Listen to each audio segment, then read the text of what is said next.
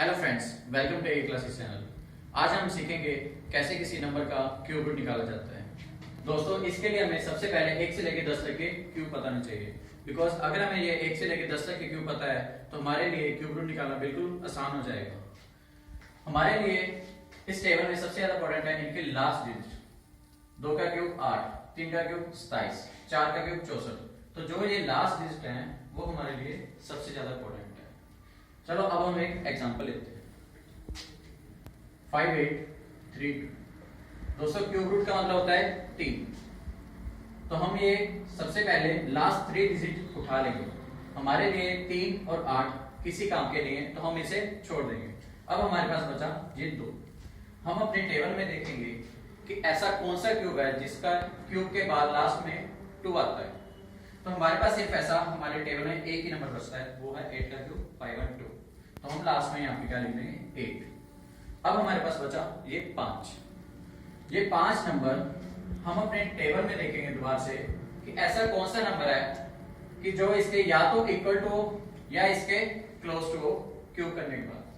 तो हमारे पास ये एक ही वैल्यू बचती है, वो है 1 का क्यूब 1। बिकॉज जो ये 8 है, 2 का क्यूब 8 है, वो 5 से बड़ा है, इसलिए हम यहाँ पे 1 लिख देंगे। तो ये नंबर 18 का क्यूब है। चलो अब हम एक बड़ा एग्जांपल लेते हैं। हमारे पास ये अब 2 बड़े नंबर है। अब हम इनका क्यूब रूट निकालेंगे। उसी तरह हम ये लास्ट वाले 3 डिजिट उठा लेंगे। हमारे लिए ये 4 और 6 किसी काम का नहीं है। अब हमारे पास बचा ये 9। हम अपने टेबल में देखेंगे कि ऐसा कौन सा नंबर है जिसके लास्ट में 9 आता है। तो हमारे पास ये 9 का क्यूब 7 to 9 सिर्फ ये एक नंबर है जिसके लास्ट में 9 आता है। तो अब हम यहाँ पे 9 लिख देंगे। अब हमारे पास बचा 117। दोस्तों, 117 को अब हम अपने टेबल में देखेंगे कि ऐसा कौन सी वैल्यू है क्यूब करने के बाद जो इन दोनों के बीच में लाई करती है। तो हमारे पास ये दोनों ही हैं जिनके बीच में ये वैल्यू लाई करती है। तो अब हम इससे छोटा नंबर लेंगे, ना कि इससे ज्यादा। 4 का क्यूब 64। तो यहाँ पे अब हम 4 रख लेंगे, तो ये क्यूब 49 का बन जाएगा। उसी तरह अनदर एग्जांपल लेते हैं। हम ये 3 डिजिट उठा लेंगे, 0 और 7, इसको काट देंगे। अब हमारे पास बचा ये 4।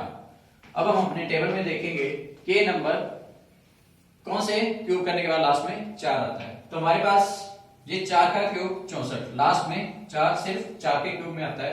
तो अब हम यहाँ पे 4 लिख देंगे।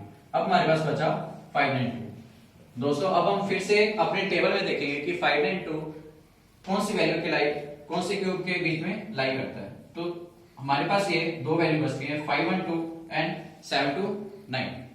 अब 512 592 से छोटा है और 729 इससे बड़ा है। तो हम 729 को इसमें नहीं लेंगे बिकॉज ये इससे बड़ा है, हमने इससे छोटी वैल्यू लेनी है। तो 512 8 का क्यूब है, तो अब हम यहाँ पे क्या लिख देंगे 8। तो ये नंबर 84 का क्यूब है। दोस्तों, अगर आपको ये हमारी वीडियो अच्छी लगी तो प्लीज इसे सब्सक्राइब करना ना भूलिए। Thank you.